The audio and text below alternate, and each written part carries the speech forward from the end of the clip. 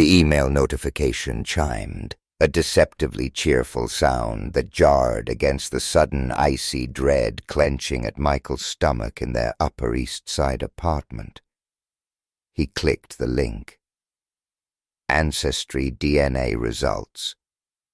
It was supposed to be a light-hearted family project, a bit of fun history digging, something his daughters, Isabella and Sophia, had been enthusiastically pushing for. He'd finally relented, picturing pleasant evenings spent tracing family lines and uncovering quirky ancestral anecdotes. Now, staring at the screen, that innocent anticipation curdled into a nauseating premonition. The words materialized, stark and accusatory against the digital white. Half-sibling relationship detected. He blinked, rubbed his eyes, convinced it was some kind of digital error, a cruel online prank. Half-siblings? Isabella and Sophia? Impossible. They were full sisters, bound by blood, by his and Olivia's marriage, by the very fabric of their family. He reread the sentence, then the surrounding paragraph, then the entire damn report, his finger tracing the cold, sterile letters as if to physically negate their meaning. But the result remained, unyielding, undeniable, a digital punch to the gut, shattering the carefully constructed facade of his perfect life into a million jagged pieces. He called Isabella, his eldest, into the living room, a space usually buzzing with the comforting sounds of family life, now abruptly still, heavy with an unspoken, terrifying tension. Sophia, his youngest, was at a ballet class downtown, which meant this initial seismic shock would be absorbed by just him and Isabella. As the page fully loaded, a glacial wave of dread washed over Michael, chilling him to the very core. Isabella, sensing the sudden, dramatic shift in her father's demeanor, the way his usual easygoing smile had vanished, replaced by a frozen mask of shock, leaned over his shoulder, her brow furrowed with concern. Her bright, intelligent eyes, usually sparkling with youthful curiosity, widened in confusion, then darkened with dawning alarm as she deciphered the words upside down. Dad, what does half-sibling even mean? Her voice was a fragile whisper, barely audible above the low hum of the city filtering through the closed windows, a sound that suddenly felt intrusive, mocking. Michael, his mind a chaotic whirlwind of disbelief, confusion, and a primal, gut-wrenching fear that threatened to paralyze him, could only manage a strangled, I don't know, Izzy. He felt the color drain from his face, leaving him lightheaded, disoriented, as if the very blood had been sucked from his veins and replaced with ice water. Later that night, after Sophia was finally asleep, her innocent dreams blessedly untouched by the emotional earthquake that had just ripped through their family's foundations, Michael sat down with Olivia in the oppressive silence of their living room. The glittering city lights outside, usually a comforting backdrop to their evenings, now seemed to mock him, casting long, distorted shadows across the room, transforming their familiar, comfortable space into a stark, unforgiving stage set for a tragedy he was only beginning to grasp. He'd waited until Sophia was asleep, wanting to shield her, to buy himself a few precious hours to somehow process the digital bomb that had been detonated in their lives, to try and understand the incomprehensible before exposing his youngest daughter to the devastating fallout. He slid his laptop across the polished mahogany coffee table towards Olivia, the screen still glowing with the damning DNA results, a silent, accusatory witness in the dimly lit room. His voice, usually warm, reassuring, brimming with easy laughter, was now tight, strained, barely a breath above a whisper. "Olivia," he began, the name catching like a shard of glass in his throat. "You need to explain this to me." Olivia's face, framed by her long dark hair, paled alarmingly under the soft glow of the Tiffany lamp. But there was something else flickering in her eyes, something that sent a shard of ice straight through Michael's heart. Not surprise, not shock, not even fear, but a chillingly familiar look of practiced evasion, of carefully constructed defense, a look he'd seen before in smaller, less consequential moments he'd always chosen to ignore. She avoided his gaze, her fingers nervously twisting a delicate gold chain around her neck, a chain he'd given her years ago. A small, almost insignificant detail that suddenly felt loaded with a heavy, suffocating weight of unspoken meaning. Silence descended, thick and suffocating, a living, breathing entity in the room, pressing down on them, stealing their air, broken only by the rhythmic, relentless tick-tock of the antique grandfather clock in the hallway, each tick a hammer blow against Michael's already shattered composure. Finally, after an agonizing, seemingly endless stretch of silence, she spoke, her voice barely audible, laced with a tremor that betrayed the turmoil raging beneath her carefully composed exterior, or perhaps more accurately, beneath her meticulously acted exterior. There's something I should have told you a long time ago, Michael." David's stomach plummeted to his feet, a sickening lurch of pure, unadulterated dread. He knew, with a chilling certainty that bypassed logic and reason, that whatever words were about to tumble from her lips would irrevocably alter the landscape of his life, would shatter the carefully constructed reality he'd lived in for so long, perhaps even from the very beginning. He'd sensed it for years, maybe, a subtle, almost imperceptible disharmony in their marriage, a persistent nagging unease that he'd always consciously pushed down, deliberately ignored, conveniently rationalized away as stress, as life, as just the normal ups and downs of a long-term relationship. Now that unease was about to solidify, to take shape, to become a monstrous, undeniable truth he could no longer ignore, no longer pretend wasn't there, lurking beneath the surface of their seemingly perfect life. "Before we got married," she began, her voice cracking, betraying the carefully constructed mask of calm, the practiced facade of composure. "About 3 months before our wedding, I was with someone else."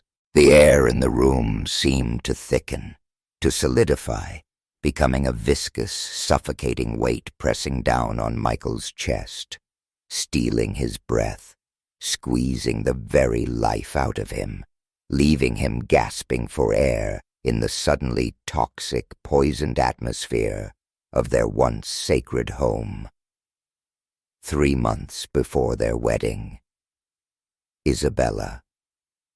His bright, beautiful, intelligent, amazing Isabella. The realization hit him with the brutal force of a physical assault, knocking the wind out of him, leaving him reeling, gasping, disoriented, as if he'd been sucker-punched in the gut. Fragments of memory, long buried beneath layers of denial, wishful thinking, and a desperate desire to believe in the fairy tale he'd so carefully constructed around their relationship surfaced in his mind, sharp, vivid, and excruciatingly painful. He remembered that night, a hazy, indistinct evening from almost 2 decades ago, a night he'd actively relegated to the dusty, forgotten corners of his memory, a night he'd consciously chosen to forget, to file away as a minor, insignificant blip in their otherwise perfect, seamless courtship. Olivia had been working at the Velvet Curtain, a trendy, dimly lit, perpetually crowded restaurant in the heart of Greenwich Village, where she waited tables, balancing trays, navigating demanding customers, and diligently chasing her elusive dreams of becoming a celebrated novelist. He'd always made it a point to pick her up after her late-night shifts, a romantic ritual, a tangible sign of his devotion, his unwavering protectiveness, a way to show her and himself just how much he cared. But that particular night, she'd been strangely, almost vehemently, insistent that he absolutely not pick her up. Said she was going out for a quick, casual drink with her friend Chloe, a vivacious, free-spirited artist from her writing group, someone he'd met only once or twice, someone who always seemed to exude an air of slightly chaotic bohemian energy. He'd felt a flicker of surprise, a momentary hesitation, a tiny, almost imperceptible seed of doubt taking root in his mind, but trusting, always trusting to a fault. Desperate to believe in her, he'd shrugged it off, telling himself she deserved a night out, a break from the relentless pressures of her demanding job and the intensity of their rapidly escalating whirlwind romance. Later that evening, a restless unease gnawing at him, a persistent nagging itch of something feeling just slightly, subtly off, he'd impulsively decided to drive past the Velvet Curtain, a foolish, almost adolescent attempt to catch a fleeting glimpse of her, to reassure himself that everything was all right, that his nascent anxieties were completely unfounded, that he was simply being overly possessive and insecure. And he had seen her. He'd seen her leaving, not with Chloe's distinctive, brightly colored, paint-splattered tote bag slung over her shoulder, but with another woman, a complete stranger with long, fiery red hair, a woman he'd never seen before, never heard Olivia even vaguely mention in passing. They'd climbed into a sleek, dark gray convertible, a car that definitely didn't belong to Chloe, who drove a beat-up ancient station wagon and sped off into the glittering, intoxicating New York night, disappearing into the anonymous urban landscape. He'd felt a sharp, piercing prick of unease, a cold, icy premonition of betrayal, a visceral sense that something was terribly, fundamentally wrong. But he'd instantly dismissed it, labeling himself as insecure, jealous, ridiculously paranoid, telling himself he was being irrational, unfair, that he was projecting his own anxieties onto an innocent situation. He'd buried the doubt, swallowed the suspicion, clinging desperately to the idealized, romanticized image of Olivia he'd so carefully, lovingly constructed in his mind, an image of unwavering loyalty, absolute devotion, and unconditional love. He'd trusted her implicitly, blindly, foolishly, with a naive faith that now seemed almost laughable in its utter absurdity.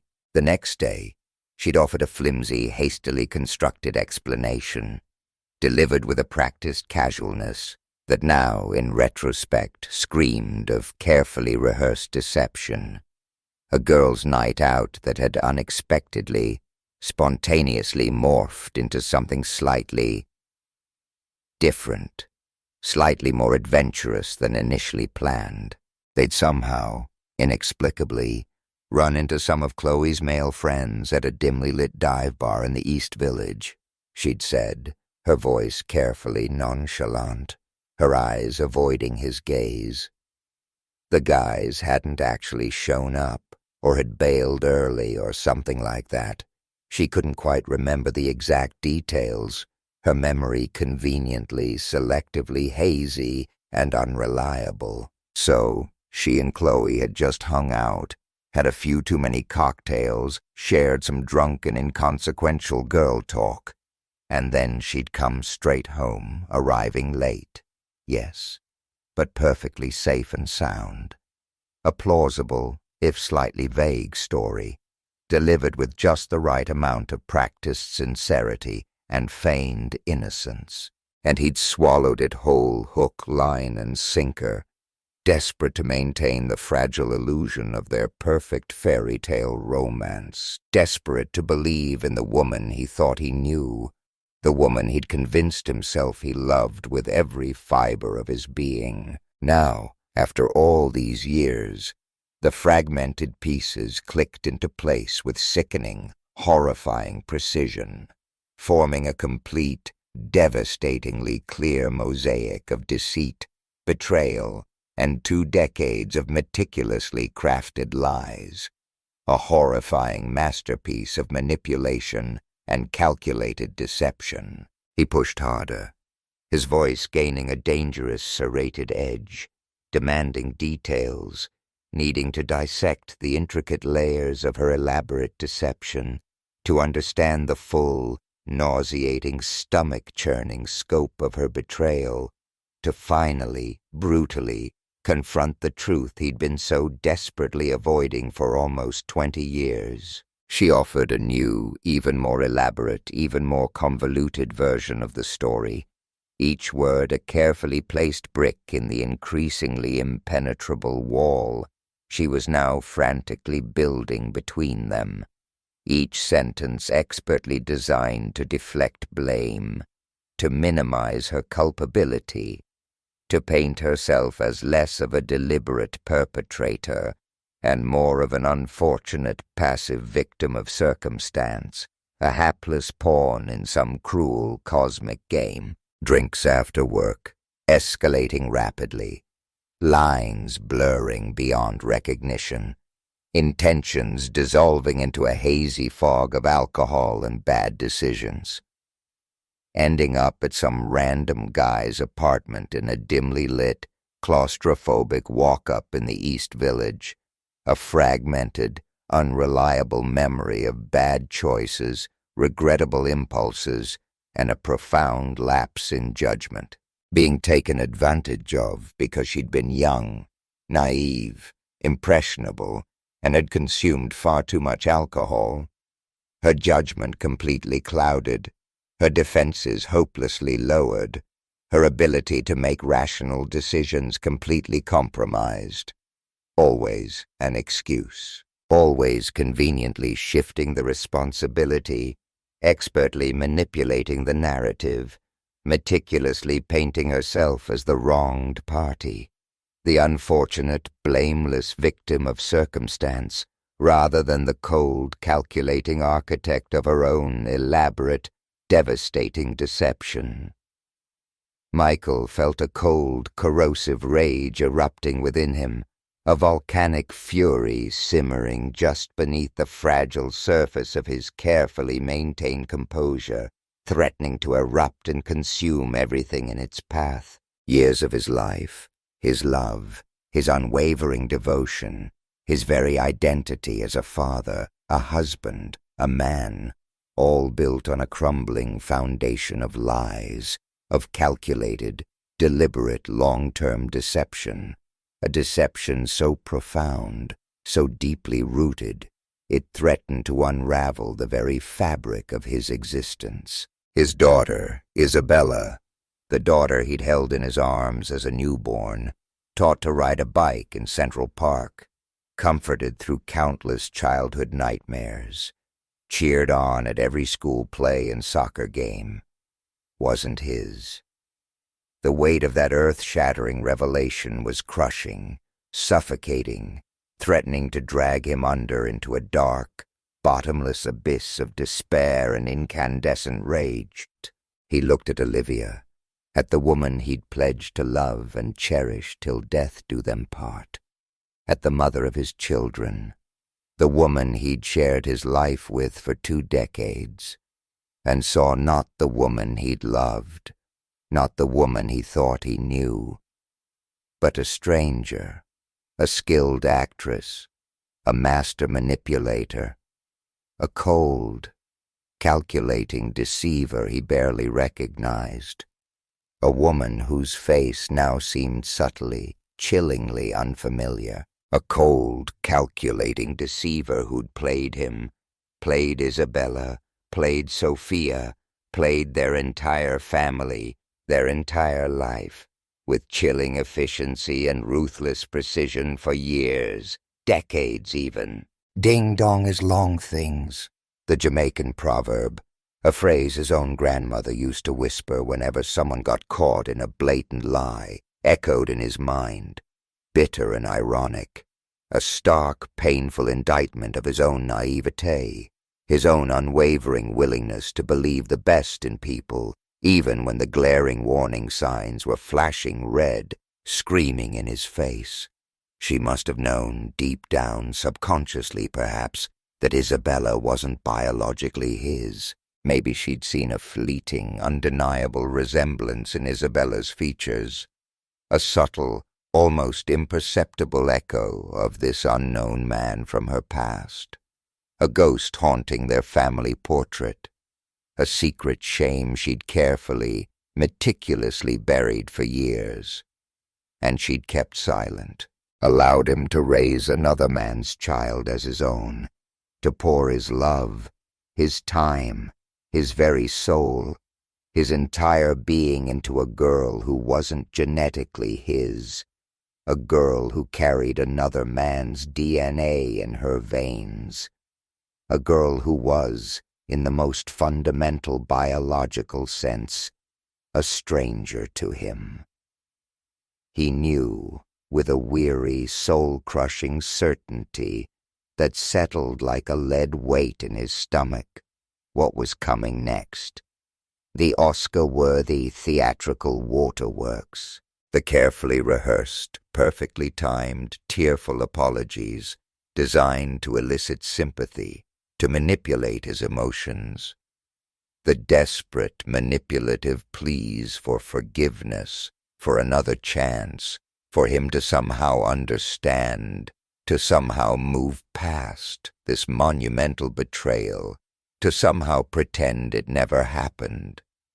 The well-worn, predictable playbook of a cheat, caught red-handed, exposed in her own elaborate, tangled web of lies. She'd think she could manipulate him, guilt him into staying, wear him down with her crocodile tears and false promises of change, of making things right, of working through this. She'd believe she could ride out this storm, just like she'd weathered every other lie, every other act of subtle deception, every carefully concealed infidelity in their marriage, all the little inconsistencies, the unexplained late nights, the hushed phone calls, the secret emails he'd chosen to overlook, to rationalize away in the name of maintaining peace, preserving their carefully constructed illusion of marital harmony, and protecting his own fragile heart from the crushing weight of the truth. But this time, something fundamental had shifted, irrevocably broken within him. The years of rug sweeping, of avoiding painful confrontation, of burying his own gnawing doubts and suspicions, had finally, definitively reached their breaking point.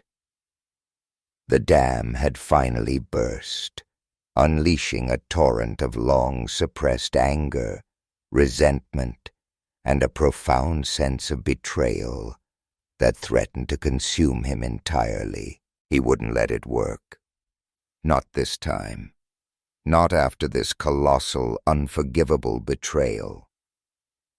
He looked at Olivia, his gaze now hard, unwavering, devoid of any trace of warmth, affection, or forgiveness.